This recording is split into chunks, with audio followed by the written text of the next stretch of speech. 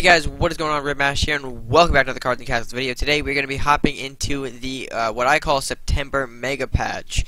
Going to be breaking down some changes for you guys, both total revamps and small tweakages. This video will be solely dedicated to the mechanics and revamps. You know, the bigger changes to come out of the I guess would you say Megapatch. However, there will be an additional video later on this week illustrating the tweaks and some of the other changes that aren't too significant to be called revamps, but you know, can be still useful and you know, hint at maybe what we might see in the future in terms of popular deck choices.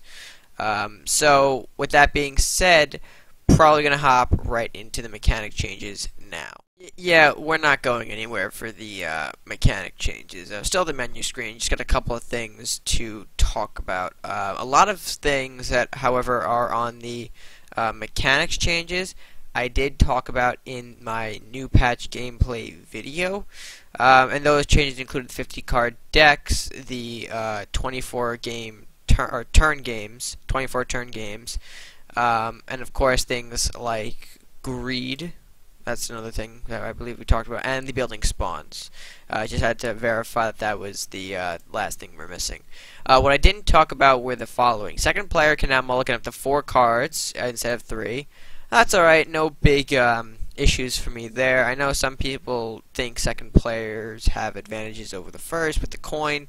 That's not the case. You know, being able to go first, of course you get that double draw later in games, you know, get that first, as well as just maybe being able to use more gold earlier on. So of course it's still kind of balanced between first and second player in my opinion.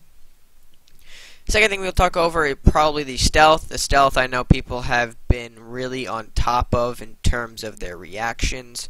Of course, enemy stealth units are now revealed briefly at the beginning of enemy's turn. This reduces the advantage of keeping a unit in stealth over several turns, making the mind game of stealth positioning more readable by the opponent.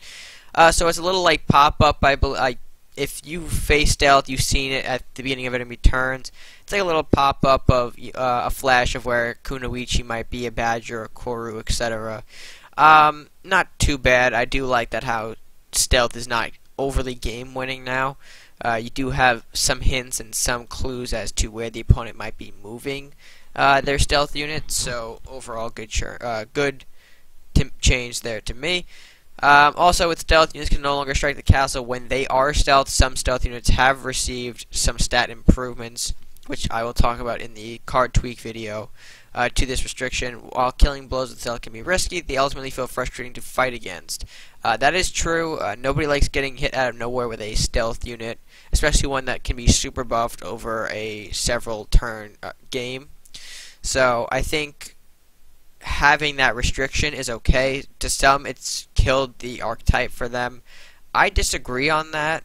There are some sneaky ways, but of course them not really being too effective to bring stealth to a whole new game level. I think with this, stealth has been sort of, I don't want to say diminished, but it's definitely been brought to the tier of, I guess, maybe rampage, you know, trading with the opponent. That's always good.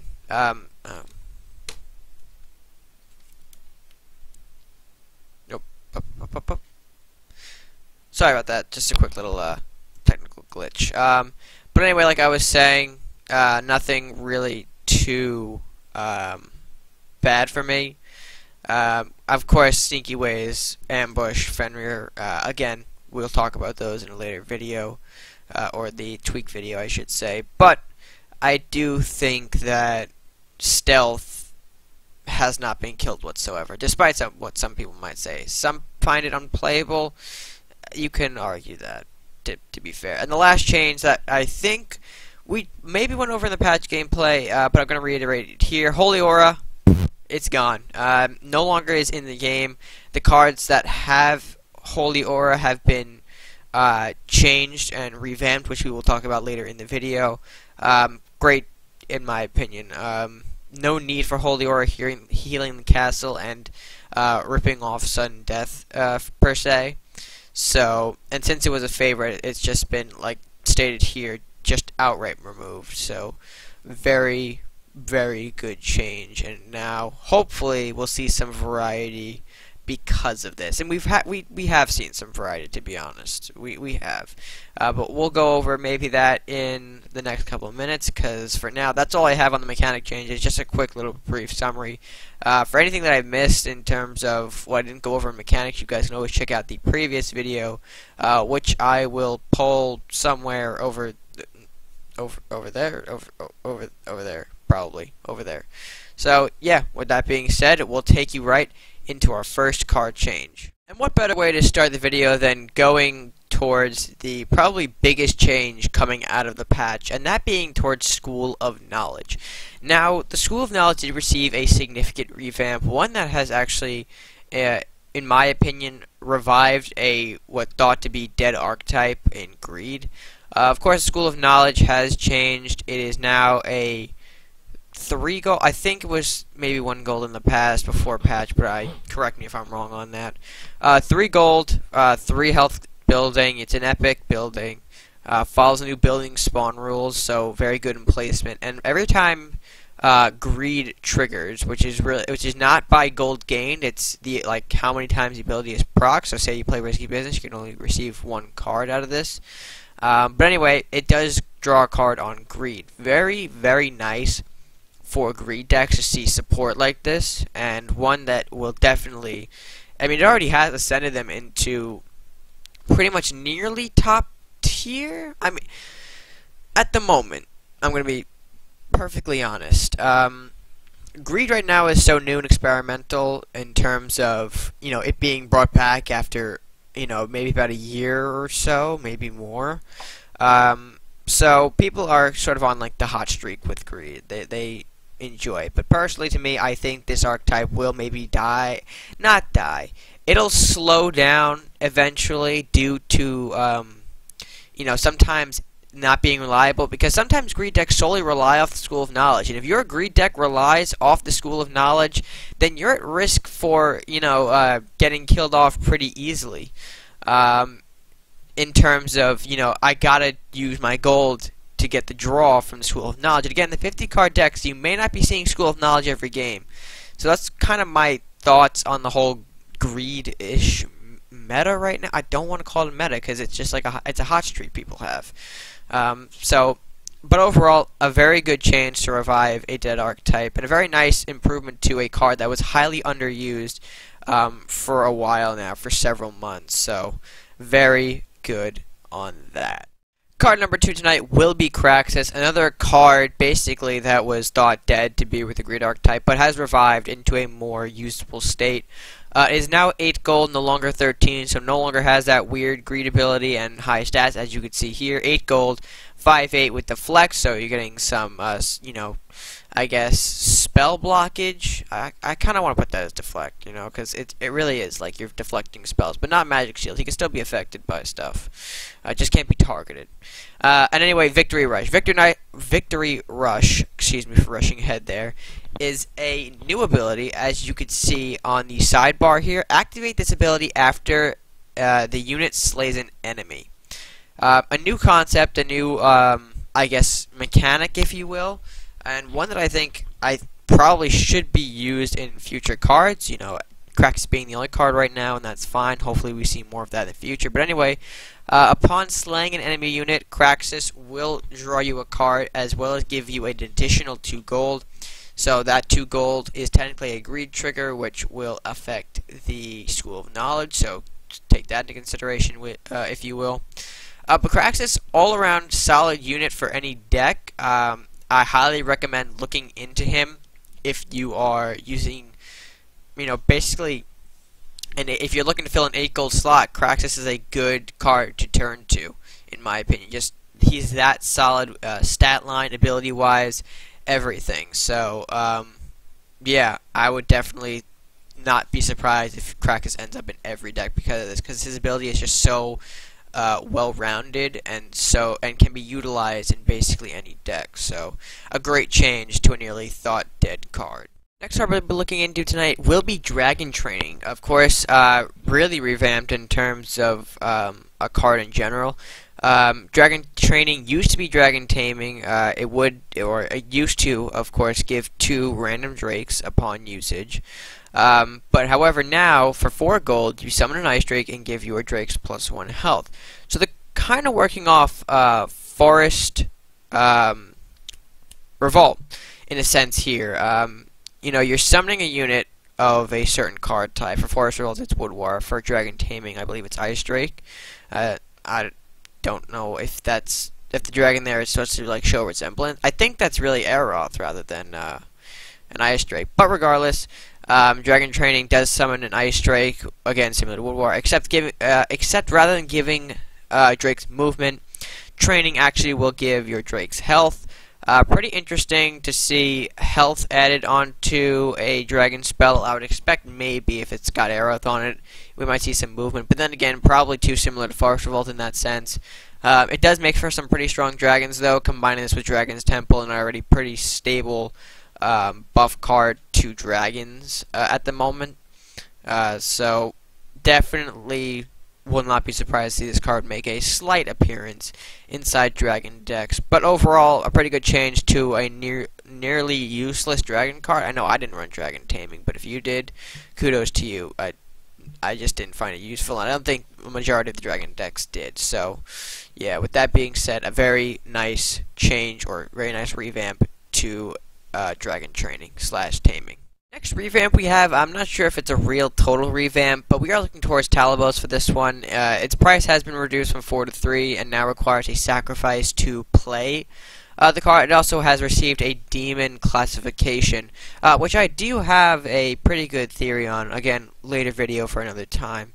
But regardless, Talibos being changed to a card that requires a sacrifice is pretty interesting. I know we have, I think, a couple of cards now that, you know, require sacrifice into unit, one of which I think we'll cover later on in the video. But regardless, a pretty good card for 3 gold, very well statted. I think people like to overlook Talibos as a card. He has seen a slight increase in usage since the patch, and especially played with Blacksmith. You know, that's a nice curve from 3 gold Talibos into a 4 gold Blacksmith, and you now have a 4/7 wandering the field for not much of a price. Plus, the Blacksmith is always useful to have on the field. Again, Blacksmith is another one of those cards seeing a increase in use since patch. But I digress on that. Talibos, very nice change to a card that wasn't being too used since, I guess, Greed got changed, because that's where I think he sort of died off. When Greed got changed, this card kind of died with it. But him being disassociated from Greed, I think, hopefully brings some more attention to this card. And again, Demon Tag, got some interesting theories on that one. Next big revamp is Wotan. Wotan got a huge transformation. Now 6 gold, of course, transforms a friendly Drake only to play. Stealth and Magic Shield as well. 2 movement, and now stats of 7/9. Very interesting change to Wotan. However, hasn't changed his use, you know, hasn't changed him in the competitive scene. It's sort of still low tier.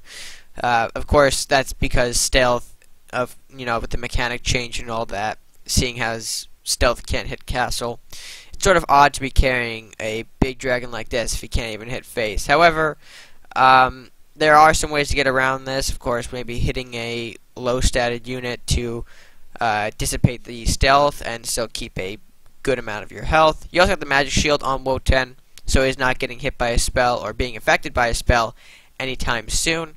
But in my opinion, Wotan's become sort of like a trading dragon.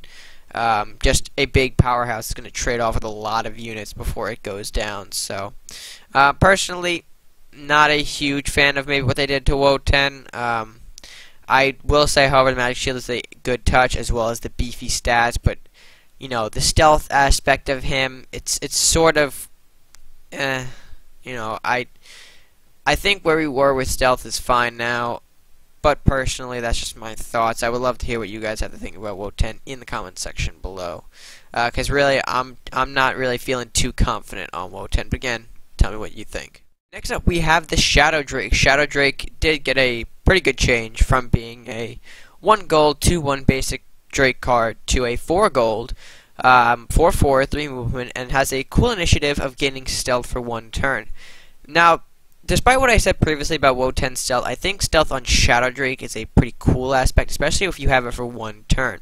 That gives you the sneaky ability to maybe position the Shadow Drake in a position you normally wouldn't, or maybe expect to throw an opponent off with. I have used Shadow Drake in matches where I've sort of manipulated him around the board just to confuse my opponent where he thinks the Shadow Drake is, but doesn't realize it until the end of the turn.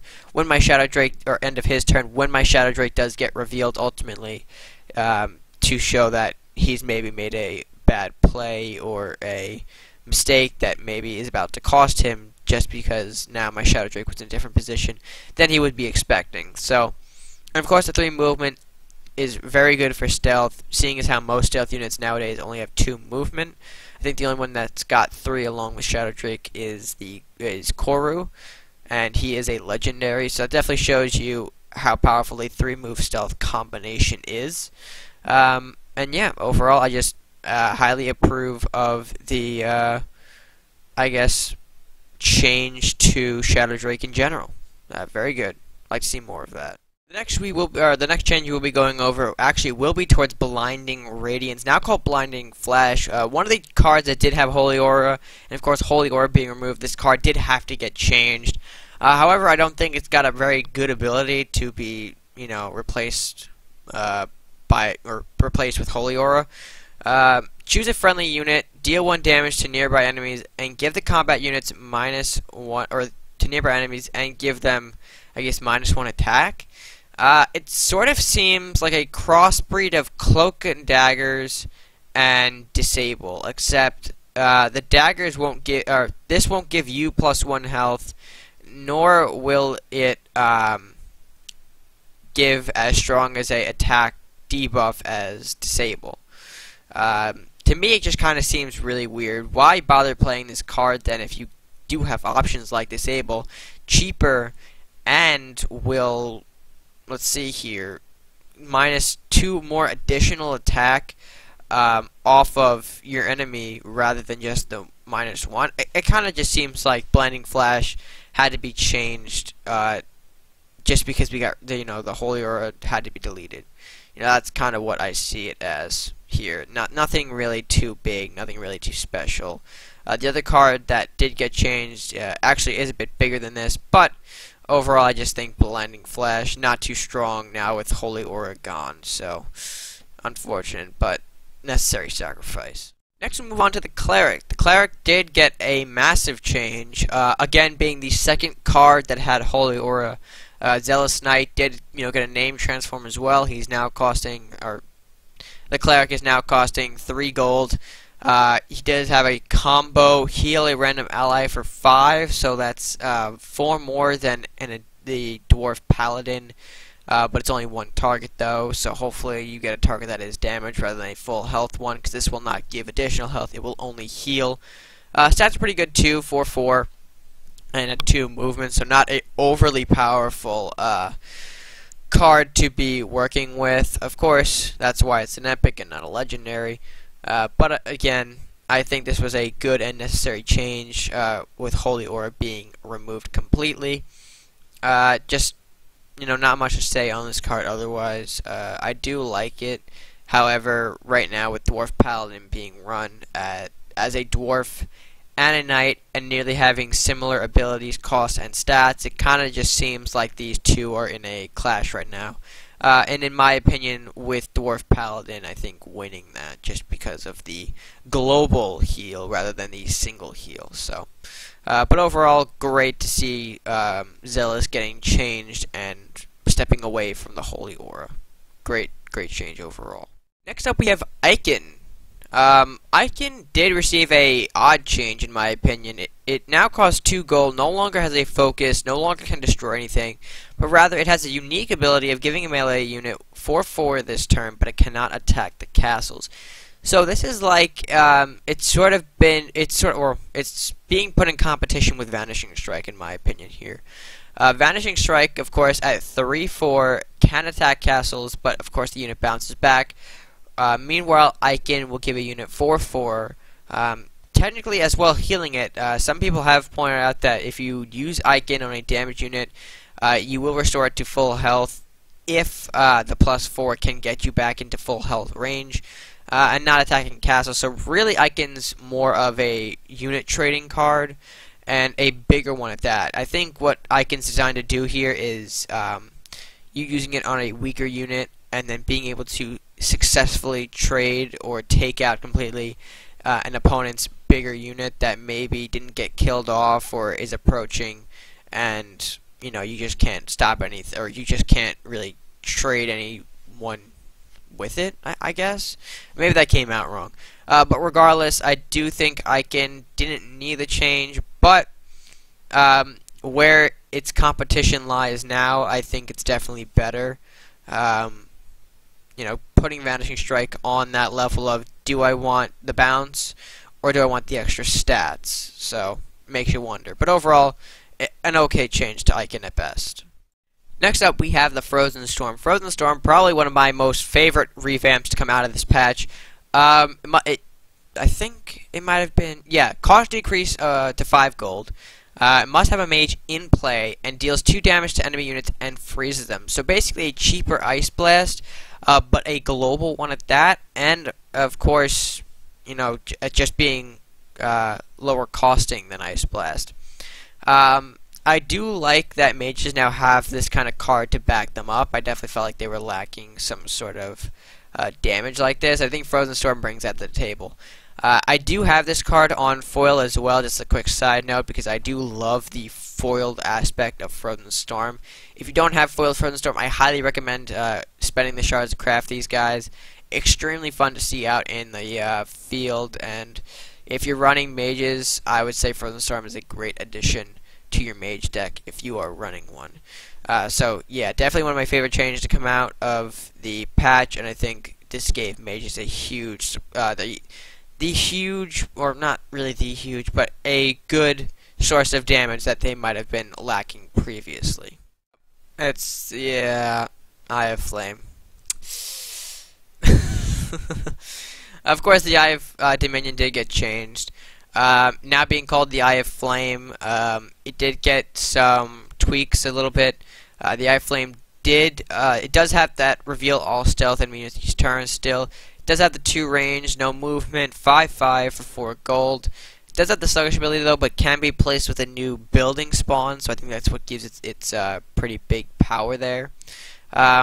Overall, I haven't seen a huge increase in the use of Eye of Flame, but a unique card definitely, and I think for those of you who are running buildings out there, Eye of Flame could be funny to run, funny to try out. It does have some good attack power, so if you are using it offensively or defensively, you'll probably see some good results out of it regardless. So, I mean, overall, Eye is Eye, so that's kind of what I'm going to leave it at. Eye is Eye, and will always be the Eye.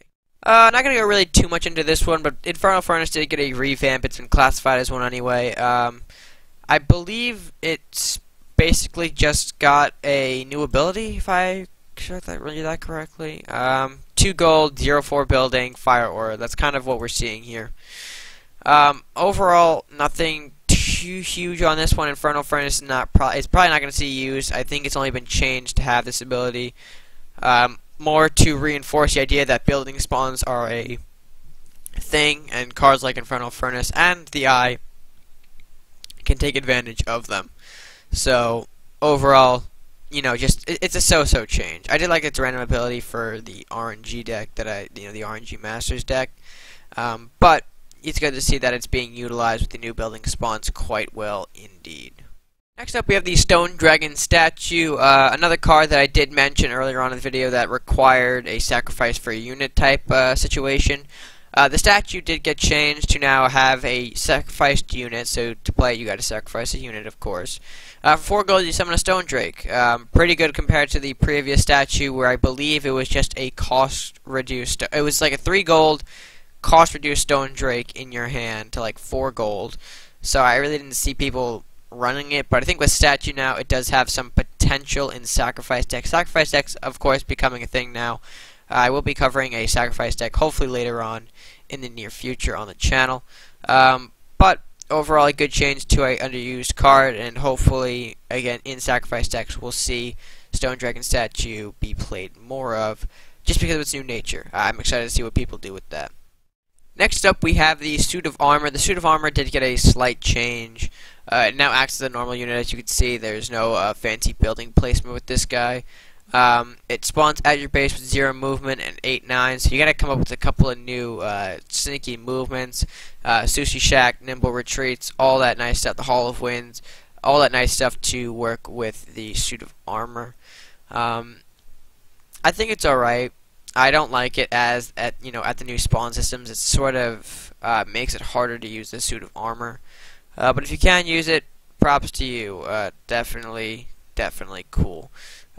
Because at this point, I don't see Suit of Armor seeing much action than it did previously, just because it's turned into a new normal unit rather than spawning it on base and having a 8 attack instantly hit face. So, it's a meh change to me. It's an okay change. Not going to go too in depth on this any further. I think I've pretty much said what I need to say about the Suit of Armor. Next up, we have the Eternal Judgement. Now, for 5 gold, you have to destroy all combat units with 2 or less health. I definitely think this is a interesting use of Eternal Judgment. It definitely helps control swarm decks, such as the Zombies Acolyte C, which is all that. I would say that's pretty cool. Rat decks as well, if you happen to find a rat deck. But overall, I don't know if Eternal Judgment is going to be used super heavily. It does seem like a card that is there as an option. There is a nice combo that does work with it, though. We'll get into that. That'll probably be the next card we go over. Actually, maybe. Re-looking at it now, I don't know if this card kind of goes with it. But that's just sort of my memory at the moment. So, overall, not going to go too much further into this. Pretty good at handling swarms now, but other than that, it's kind of maintained its position where it was at with usability. Okay, so now looking at the card, it does not work with Eternal Judgment. Harmonic Balance, of course, being the card I was talking about, setting all of the combat units' HP, including your own, to 3. Interesting change to Harmonic Balance. No longer gives that, weird attack and health bonus to, now as a card that sets all unit combat, sets all combat units' health to 3. It's definitely interesting. I believe this might have been done to better set up for some chains. I know cards like Fire Drake and Temple benefit with weaker health cards on the field, just because their chains might have an impact of killing more things. So yeah, with that much said, not going to go too much further into Harmonic Balance, because it's a pretty decent to meh card at the moment with the changes.